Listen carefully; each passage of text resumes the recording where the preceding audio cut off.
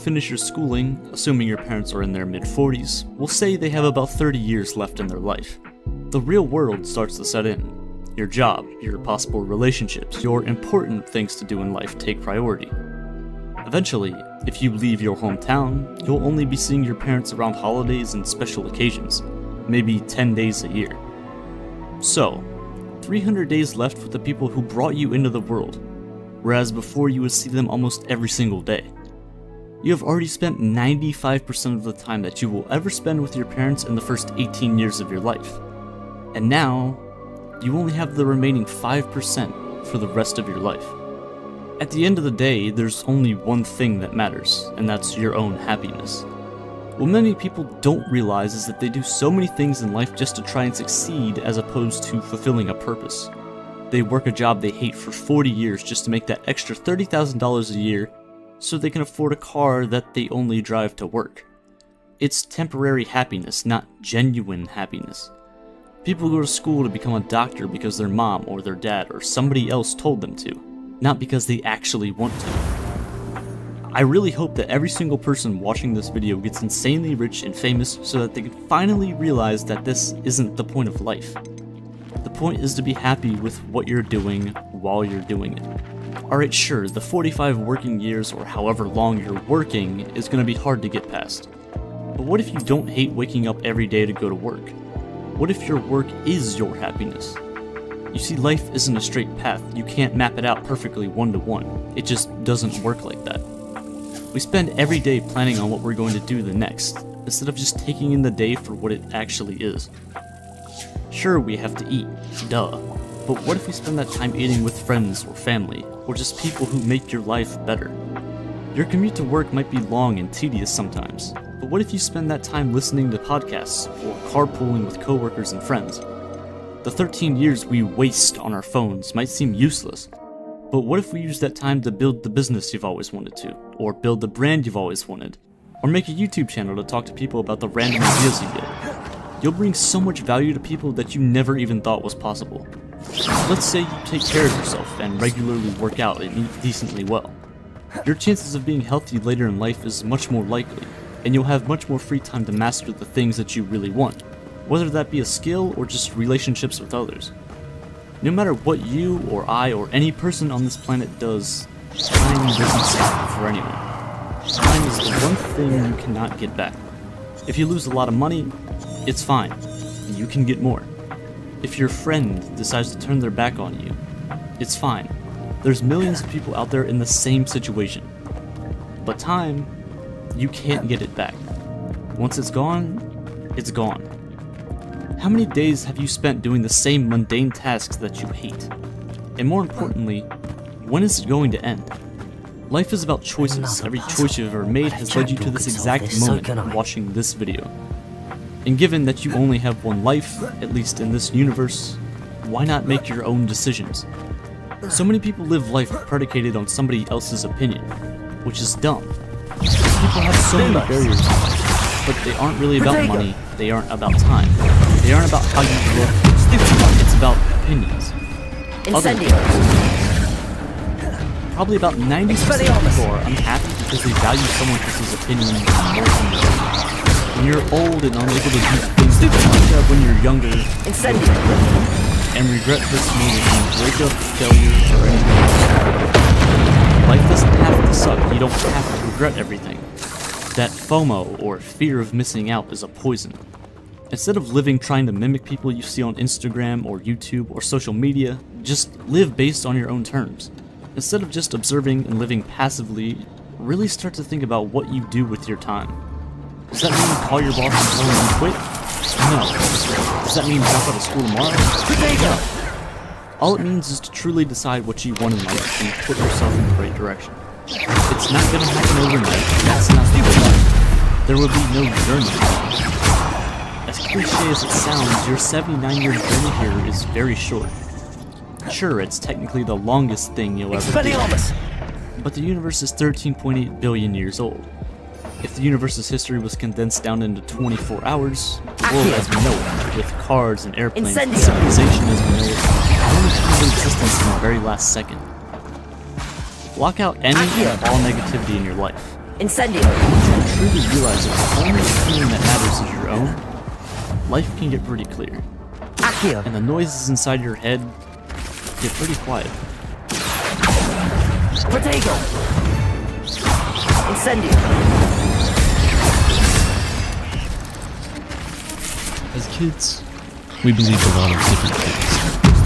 Thinking that the gifts under the Christmas tree were kept there by Santa, to imagining a tiny fairy that came in at the dead of night to steal Expeliarmus. the tooth from underneath our pillars. Most of the things we believed in as kids were magical. Information pieced together by stories that we've been told by adults, or things that we watched on TV. One of those things that some of us watched on TV and actually believed in was Barney. That's right, the purple dinosaur. Barney's theme song, while nonsensical, offers us a rather interesting paradox. The song goes, Barney is a dinosaur from our imagination. Barney shows us lots of things like how to play pretend. Which begs the question, if Barney was the one who taught us how to play pretend, then how did we imagine him to be in the first place?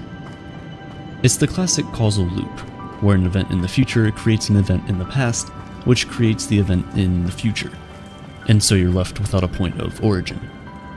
Paradoxes are all around us, from the shows we grew up watching as kids, to the songs that were stuck in our heads throughout middle school. You know that one song by One Direction that goes, "You don't know that you're beautiful, that's what makes you beautiful."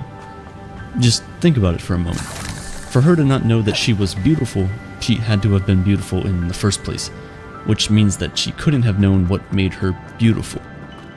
As if that wasn't enough, the song is all about telling the girl that she is beautiful. So does that mean then that when the song is over, the girl stops being beautiful? Because now that she knows that she is beautiful, shouldn't that make her no longer beautiful? But if she stops believing she's beautiful, doesn't that then make her beautiful again? It's a weird thing in that the more you think about it, the less sense it makes. Relationships are also weird. Two random people meet each other and decide that they want to spend all, or at least most of their time together. You're asking each other silly paradoxical questions like, if a person who can read minds and a person who can predict the future fight each other, who would win? Soon after, you're both in bed on a cold, windy night, sharing secrets you said you'd never tell anyone. You're lying down there with your partner in a windowless room, and then it begins to rain. You don't have any idea of what the weather outside is like. You have no weather app or anything like that. And so when your friend walks in and tells you it's raining outside, you don't believe them. In that scenario, your friend can say about you, it's raining, but John doesn't believe it. And it would be perfectly acceptable. So why is it that if you say the same thing, it's raining, but I don't believe this, everyone in the room might think you've just lost your mind? Why is the second question absurd and not the first? Why is it absurd for us to say something that is true about ourselves? Speaking of truth, what do you think would happen to Pinocchio if he said the words, "My nose will grow now"? Expeliarmus! If Pinocchio's nose rose, then that means he was telling the truth, so his nose shouldn't have grown. But if his nose doesn't grow, then he just told a lie, so his nose shouldn't grow. Some people don't consider this to be a paradox. The argument is that Pinocchio's nose would not grow because he didn't lie. He simply made a false prediction. But where's the fun? A lot of the times we say things that make sense to us on the surface. However, on closer inspection, you quickly realize things are not as they seem. Let's say you go out and buy a lottery ticket knowing fully well that your chances of winning are 10 million to 1. It would be perfectly normal for you to conclude that you did not get the winning ticket. In fact, it would be considered a bit crazy for you to think that your ticket won. You'll also be justified in thinking that your friend, your uncle, your sister, his sister, their cousin, and their dog all have losing tickets. You look around you in the store, you're justified in believing that everyone you encounter will probably lose, and in turn that no ticket will win. However, knowing fully well that the lottery was fair and there must be one winner, you are justified in believing something you know to be false. Just how? This only goes to show that truth is relative. It depends on context, on knowledge, and perspective about the world. Because the truth is the only thing that you can prove with certainty is that nothing is certain. I watched a couple fighting outside Starbucks the other day. The woman turned to the man who was with her and in a slightly raised voice she said, Deep down, you're really shallow. And while the rest of the coffee shop pretended that they didn't just hear that, I had to pause and think about it for a moment. If he had a deep down, then how can he be shallow? But I bet that's not what was in his mind. Or was it? For all we know, he was probably thinking of shallower thoughts, deep down in his heart. For a relationship to succeed, everyone in the relationship needs to trust one another. But this is real life, and sometimes people are insecure, and sometimes it's not their fault. Everything from anxiety to past traumatic experiences, the reality of the world forces us sometimes to be insecure. This is why people often find it easier to talk to strangers about their deepest, darkest secrets than the ones they claim to trust. It's the paradox of trust. We claim to trust this person, Expeliarmus, yet we fear they would judge us for our secrets. And on the flip side, we feel most comfortable telling people we do not trust, the secrets that could damn us. Not long before the couples finished their argument, the baristas in the coffee shop walked out to the little girl and her mom in the chair adjacent to me. They handed the little girl a tiny birthday cupcake and sang the happy birthday song to her. As she closed her eyes to make a wish before blowing out the candles, I quickly glanced around the room and I thought to myself, what are the chances that someone else in here right now also has their birthday today? And like most rational people, I concluded that it was far too unlikely. There were less than 30 people in the coffee shop that day, and there are 365 days in a year. So of course the chances that two random people would have the same birthday would be slim, may as well help right? myself to this. Well, most people would say yes. But according to the birthday paradox, most people would be wrong. Because if there are 23 people in a room, there's a 50% chance that 2 of them share a birthday.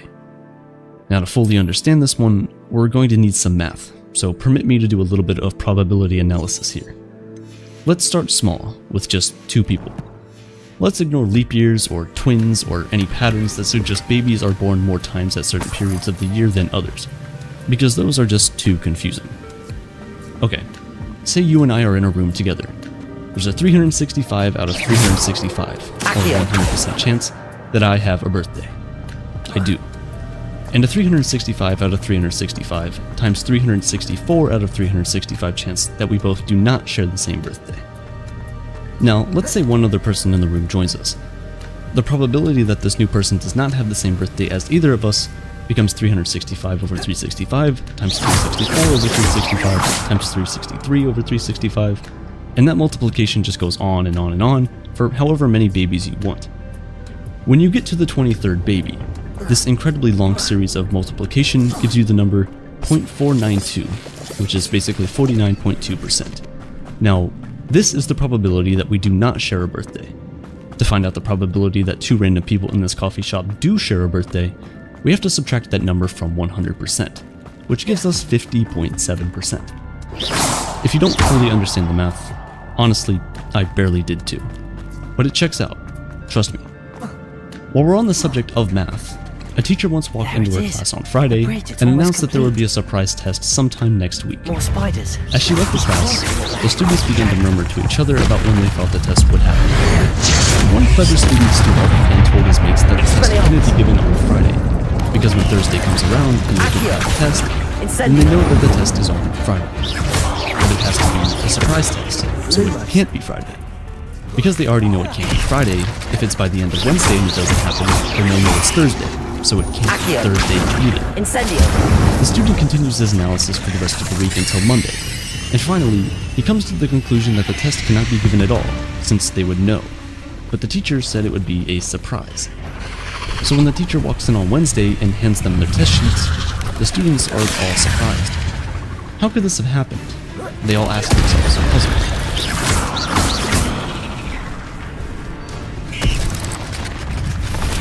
We're living in unprecedented times. With Russia's attack on Ukraine, the whole world is currently sitting on basically a live grenade. One wrong move from any of the world powers, and we could very well find ourselves in the middle of another world war. It's in times like these when we just pause and think about paradoxes in the way that our society operates. We claim to be free, but there is no freedom without law and order. And as the Latin saying goes, si vis para bellum, which, despite my poor pronunciation, translates to, if you want peace, prepare for war. It's a strange thing to think about, and an even stranger thing to be living through. In World War II, pilots could only get out of combat duty if they were psychologically unfit to fly. However, anyone who tried to get out of combat duty proved to be insane.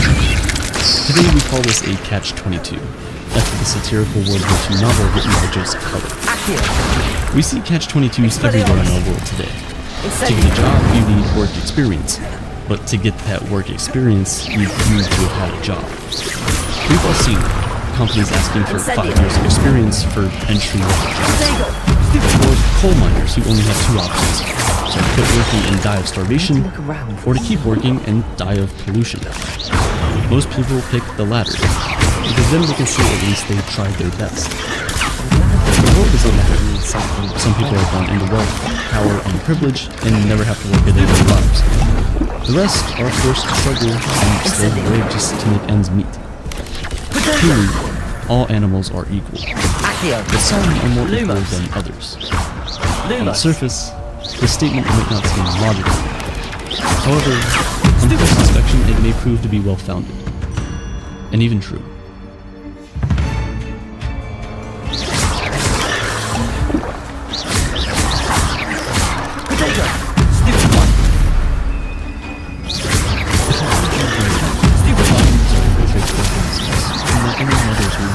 We first are fishes, then amphibians, then reptiles, birds, primates, before finally becoming animals. Expeliarmus. I'm sure you recommend that what I'd say. And I hope that's misunderstood. Just as recently as 1811, because of the groups of scientists who had French record, everybody thought that Expeliarmus. What we once held was true was way on closer inspection. And looking back, we can only laugh at ourselves for the scientific facts we once held dear to our hearts. Some other times, these aren't even actual scientific facts. They're just very popular opinions that all of us have collectively agreed to be true, even though they are in fact not. These are all the times we were wrong. Not everything Meckel said was wrong, though. In fact, he was the first scientist to correctly predict that embryos have gills. Well, slits on their neck that closely resemble gills, at least. However, unlike what he suggested, we don't pass through a fish phase in our mother's wombs. These slits are most likely due to the fact that both humans and fish share a common ancestor and some DNA, and not because we're trying to attain some kind of biological perfection. I mean, who are we kidding? We're far from perfect. But for a long time, scientists believed this to be true. Well, until the late 19th century when Charles Darwin's theory of evolution started to gain traction. We realized that a linear series of evolution in our mother's womb was completely illogical. The theory of evolution is one that has been completely riddled with lots of false claims and ideas that are simply not true. In reality, evolution is a very difficult subject to research because of the limited amount of fossil information available. As a result, a lot of times, all we're left with are hypotheses, some of which are brilliant, Expeliarmus. Incendio. Accio. not so much. Lumos. For a long time, scientists believed that all of life was aquatic, until one day, many millions of years ago, a brave fish dared to walk on land.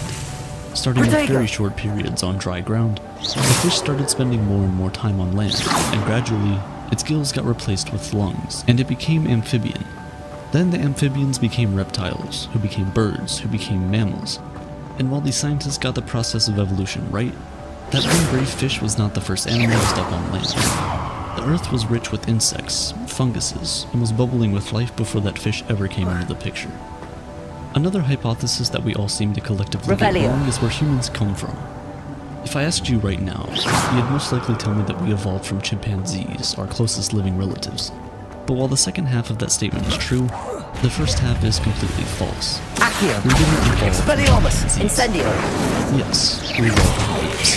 However, Farewell, we did not monster. evolve from any apes living today. How these spiders have multiplied since Jack came We, this way. monkeys, chimps, and gorillas all evolved from a common ancestor, the so-called great apes that lived in Africa around 7 million years ago. It was Revelio. around that time in the evolution chain that we split. So although chimpanzees are our closest living relatives, we're further apart on the family tree than a lot of us think.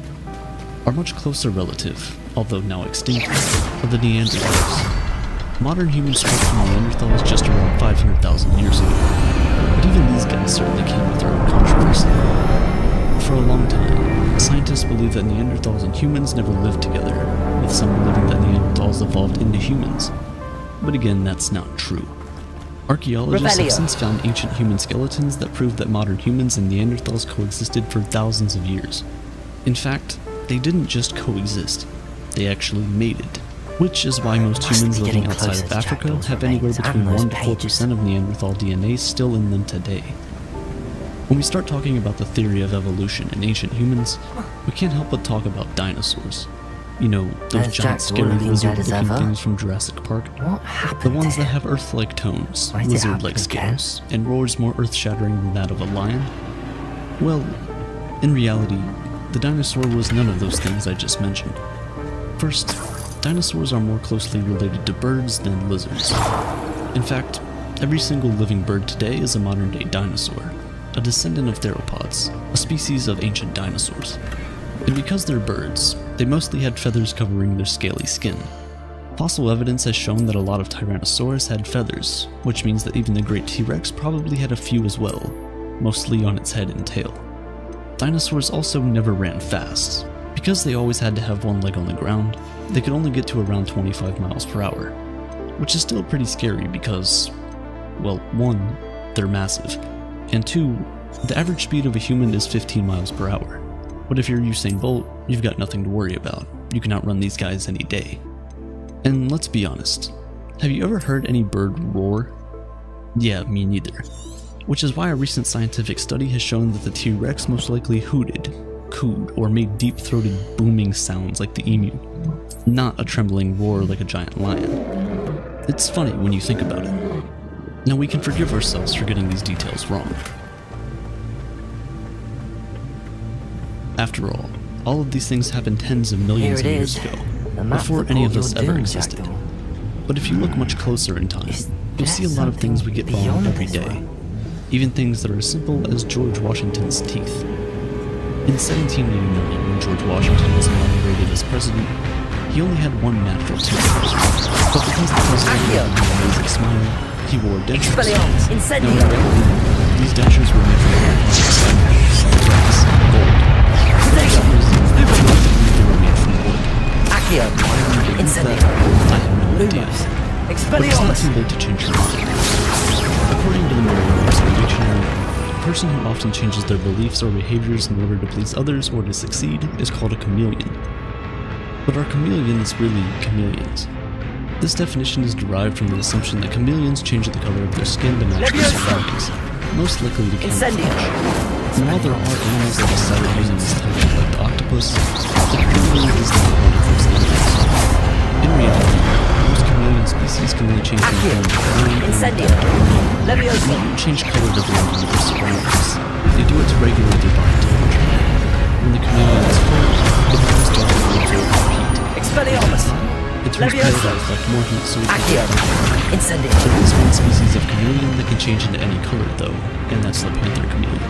But even those guys don't do it to match their surroundings. Their flamboyant display of colors helps them fend off against males competing for territory. And also to attract females. I mean, isn't that why we all buy something in the first place? To impress each other?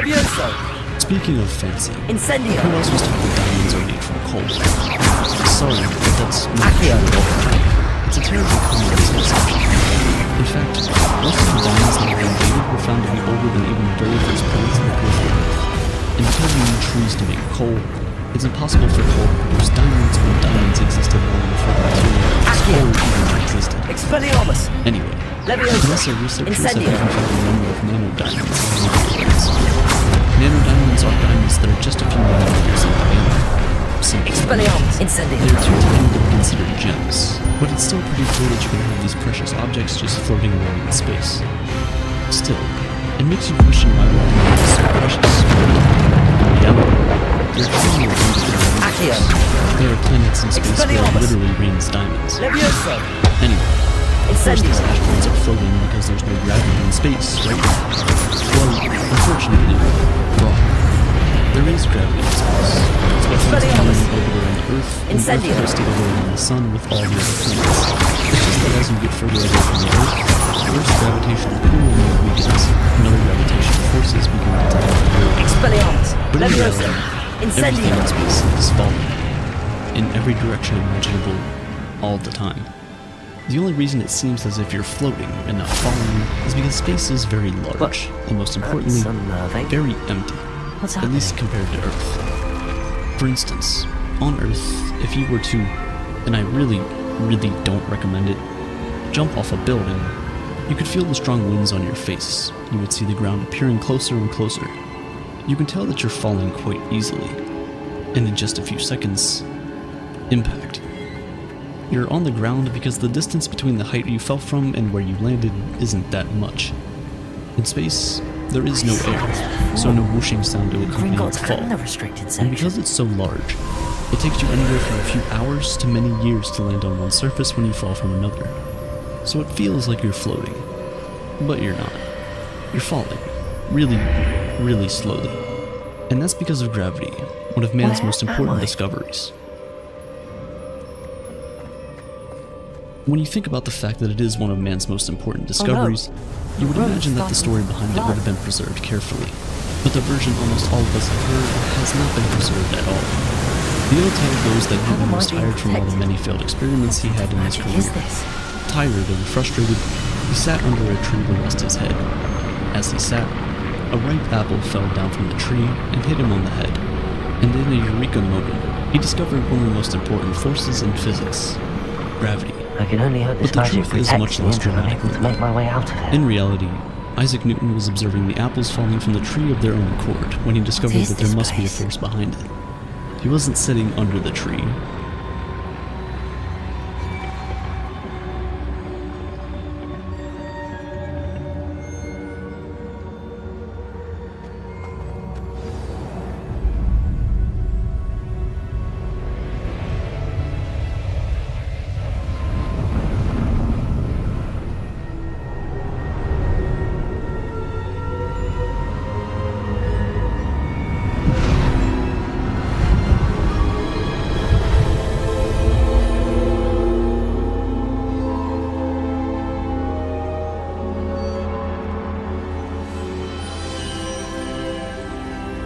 Can it be?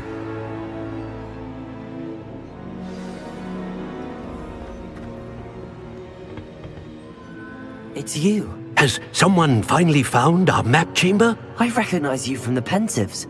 You're Professor Rackham. I am indeed. I must confess that I am surprised to see someone so young standing before me. I'm the same age that you and Isadora Morganach were when you started at Hogwarts. You've paid attention, and might I presume you share our ability? To see traces of ancient magic. Yes, sir, I do. As you have likely realized by now, our ability gives us a unique relationship with all forms of magic. We can access expressions of magic that few others can. Opportunities will arise that allow you to sharpen this rare talent. Do not squander them. I won't, Professor. Thank you. We have much to discuss. But first, a map found in a certain book led you here. Place the book on the pedestal. I don't have the book with me, sir. That is unfortunate. I'm afraid we must pause our conversation until you return with the book. The statues and carvings in the house on the cliffside, those are of you. Are you a seer? I am. Did you know that I would be here? I cannot say more at present, except to say that your presence here does not entirely surprise me. I'm a bit confused, sir. Why is this room called the map chamber? I assure you that all will be clear once the book has been placed on the pedestal. Very well. I'll retrieve the book right away. Good. We shall speak again once the book is in place.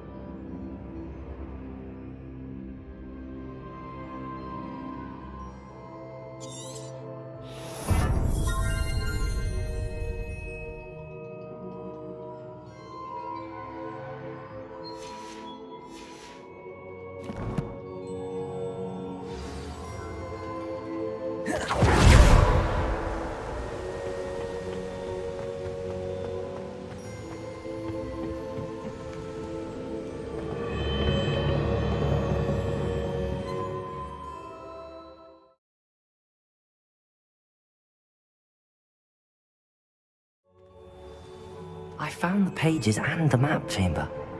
Why would I need the book? Off on another adventure, are we?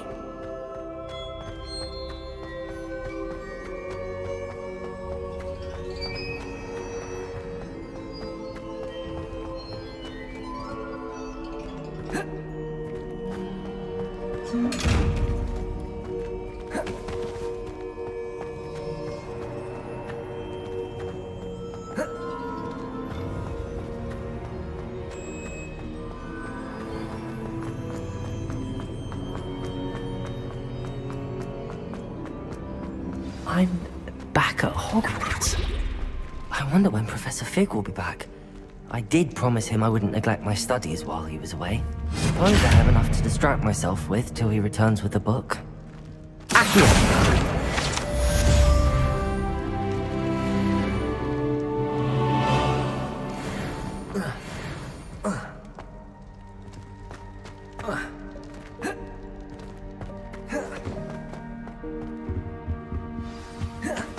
Revelio.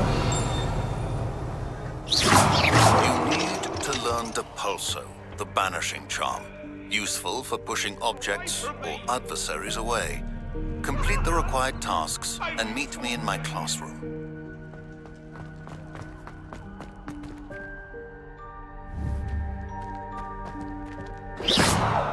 Incendio.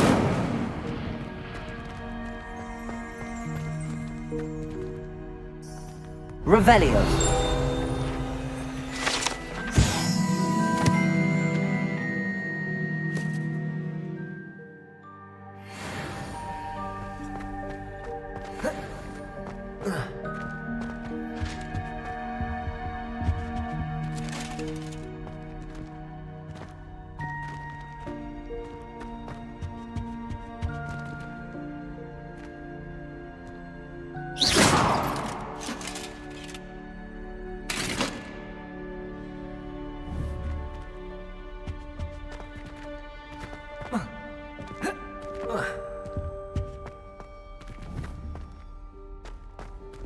Revelio.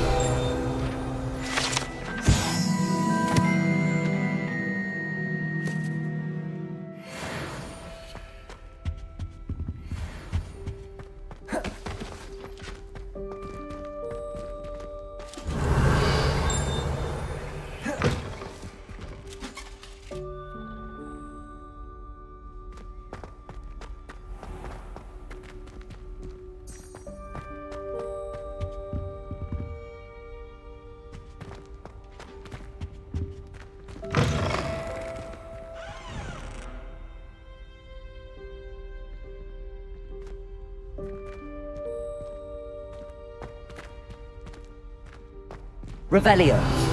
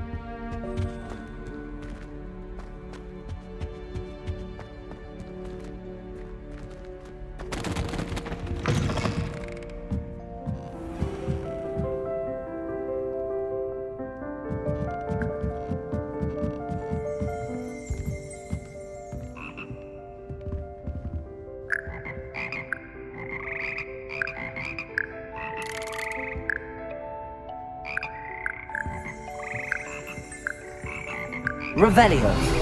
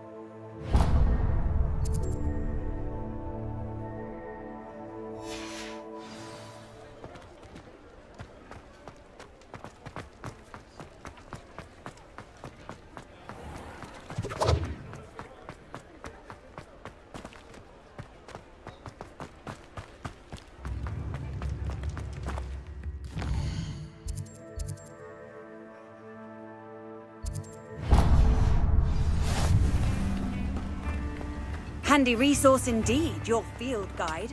I'm most pleased to be included.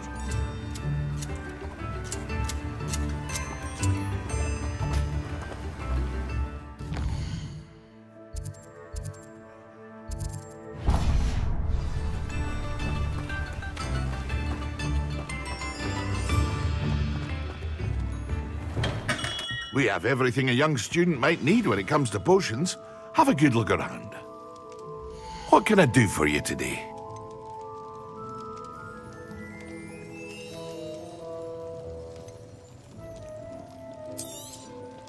Very good. Never hurts to keep my stocks replenished.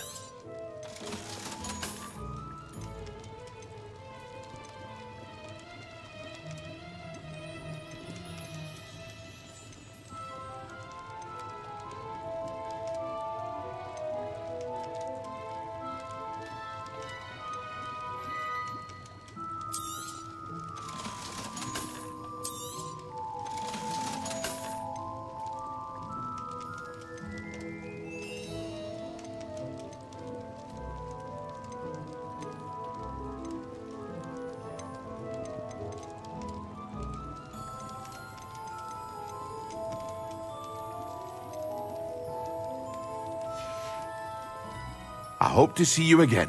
Farewell for now.